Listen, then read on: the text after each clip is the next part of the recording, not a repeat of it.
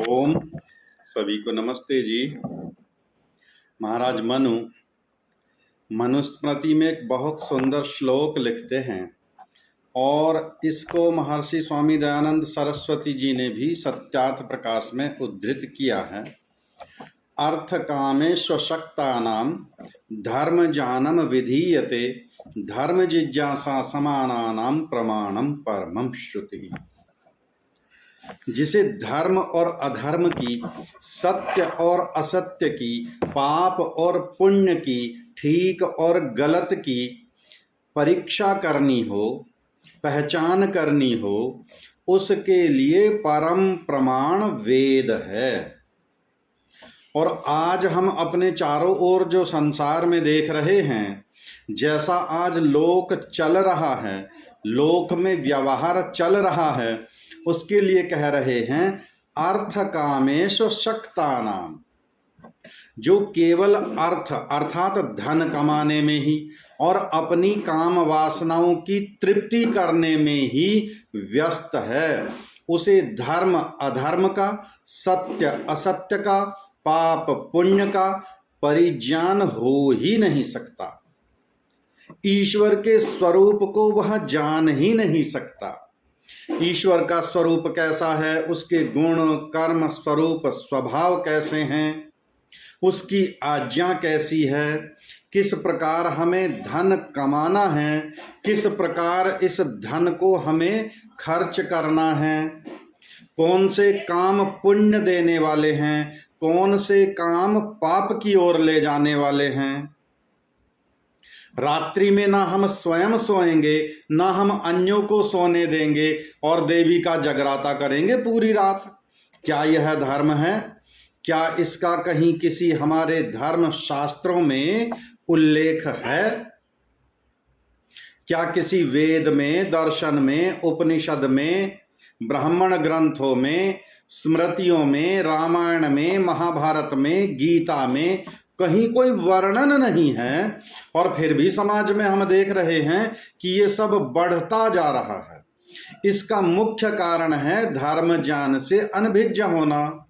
इसलिए महाराज मनु ने कहा कि ऐसे व्यक्ति के लिए, हाँ, जिसे जिज्ञासा हो, जिसे धर्म अधर्म की जिज्ञासा हो, जिसे पाप पुण्य की जिज्ञासा हो, उसके लिए परम प्रमाण वेद है। और जिसका सिद्धांत ही ये है, मैं स्वयं जानता नहीं और मैं दूसरे की मानता नहीं, उसके लिए कोई कुछ भी नहीं कर सकता।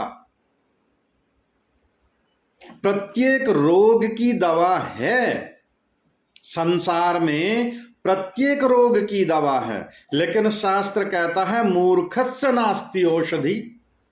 मूर्खों की, हठी की, दुराग्रही की कोई औषधि ही नहीं है, उसे कोई समझा ही नहीं सकता।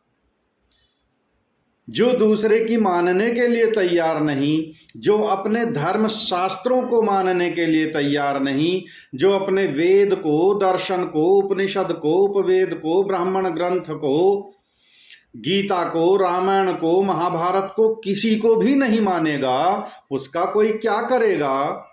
उसे कोई कैसे शिक्षा दे सकेगा? उसे कोई कैसे समझा सकेगा? उसका पतन निश्चित है, उसका अधोगति में जाना निश्चित है। तो आइए हम धर्म का आचरण करें, अपने धर्म शास्त्रों का अनुसरण करें, अपने महापुरुषों का अनुसरण करें। क्या मर्यादा पुरुषोत्तम श्री राम ने कहीं जागरण जगराते किए? क्या योगेश्वर भगवान श्री कृष्ण ने कहीं जागरण जगराते किए?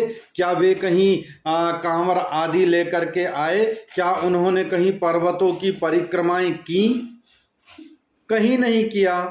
ये दोनों महापुरुष आज हमारी भारतीय संस्कृति के दैदीप्यमान नक्षत्र हैं। ये हमारे प्रेरणा स्रोत हैं और दोनों ही वेदांगों के प्रकांड विद्वान हैं। वेद वेदांग तत्वज्ञों धनुर्वेद च निष्ठितः। मर्यादा पुरुषोत्तम श्री राम के विषय में महर्षि वाल्मीकि लिखते हैं और योगेश्वर भगवान श्री कृष्ण के विषय में भी महर्षि व्यास जी लिख रहे हैं। कि वे भी वेद वेदांगों के प्रकांड विद्वान हैं। तो इन दोनों महापुरुषों का तो हम अनुकरण कर लें। महाजनों ये नगता सपंथा, जो हमारे महापुरुषों का, श्रेष्ठ पुरुषों का, श्रेष्ठ व्यक्तियों का आचरण है, हम भी उसी पर चलें।